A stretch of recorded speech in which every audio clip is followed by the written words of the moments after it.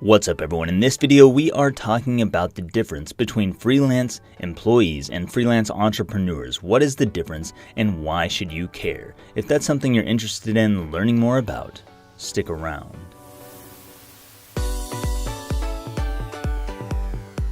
For those who don't know me, I'm Lex DeVille, and on this channel we help people escape corporate prison and build a freelance empire. We share lots of freelance writing tips and tutorials, so if you're new, consider subscribing. In today's video, we're talking about the difference between freelance employees and freelance entrepreneurs, and there is a big difference.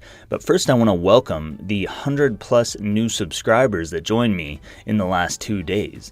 I'm glad to have you with me, and this video will hopefully clear up some things for you so that maybe if you were taking a less useful approach to Upwork or freelancing in general, maybe this will help you make a little bit of a mindset shift that can fuel you to greater heights, that can help you to make more money as a freelancer, or help you get started, or help you reach that next level.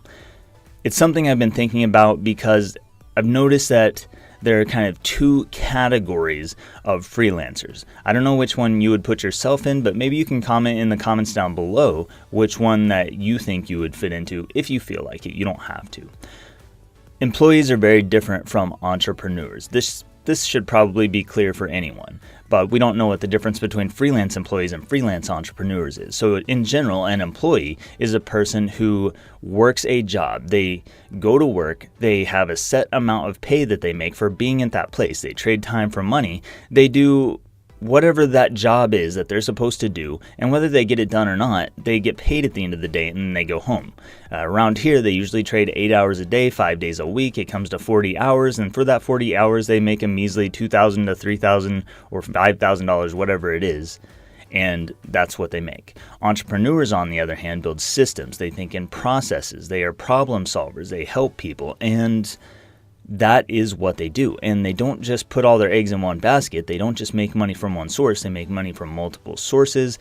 They think about how they can provide value to different markets, and in exchange for that value, make more and more money. They think also in terms of scale. How can I make more money for less work? How can I scale this up? How can I reach more people and help more people? And how can I do it in a way that generates more income for me, which also generates more time and space in my business, which ultimately leads to more freedom in my life?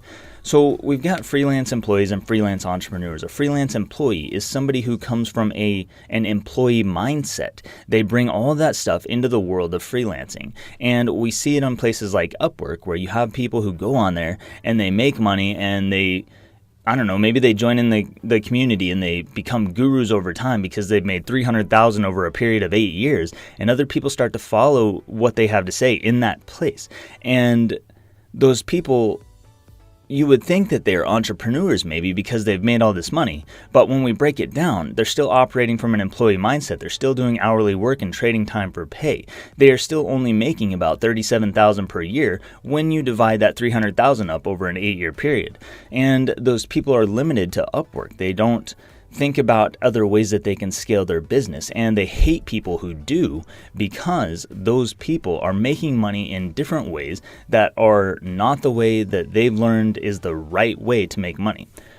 So freelance employees they're really limited in what they can accomplish. They have a lot of limiting beliefs in their head, and they don't want to go against the norm. They don't want to stand out. They don't want to try things differently. They don't want to test things to see what gets actual results.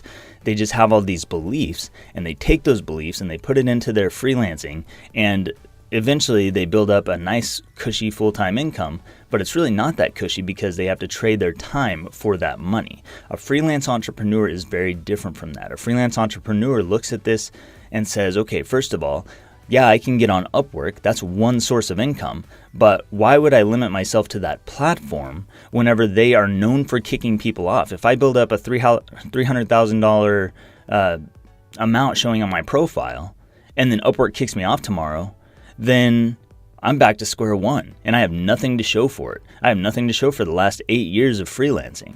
So for me, I don't do that. I put my eggs in other baskets. I freelance on Upwork and then outside of Upwork, and through referrals and through Facebook and through other places, so that I'm never limited like that. And it's really simple for people to look at that and say, oh, this guy has only 20,000 earned on his Upwork profile. Yeah, I have 20,000 earned, with half of that coming from a single gig. And it's not easy for people to sell an $8,000 web design or website when they don't have experience in that. So that's another freelance entrepreneur thing versus employees. It is about being adaptive. Freelance entrepreneurs are adaptive. They think at scale. They are willing to try different prices and pitch different rates and get on phone calls with people and do things differently from how most freelancers do them in order to get different results. And that's what this is really all about. So I wanted to bring this up for everyone here who's new to kind of make sure that you're in the right place, because if you are here and you're one of those 100+ subscribers that we gained in the last 2 days, then it's really important to make this distinction. Do you have a freelance employee mindset? Are you just here to show up for a paycheck? Are you going to trade your time for your money? Because to me, that doesn't make sense. It doesn't make sense. You might as well be a regular traditional employee, because you're going to get paid a certain amount. You're going to have to put in more work as an employee on a freelance platform. You have to put in more work, and you usually make less pay for that work, and you end up with less benefits overall. So it would actually make more sense to go back and get a regular job. You'd make more money, you'd have more time, and ultimately you'd have more freedom. A freelance entrepreneur, on the other hand, is thinking about, how do I grow this as a business? How can I do things differently from other people? How can I get different results? How can I get my proposals noticed and to stand out? How can I find and work with only the exact right clients for me? How can I deliver the best product possible for these people? How can I get them awesome results? Because when I do that, they're going to talk and they're going to spread my name, and I'm going to get referrals, and then I'm not going to be locked into a place like Upwork that could kick me off at any moment.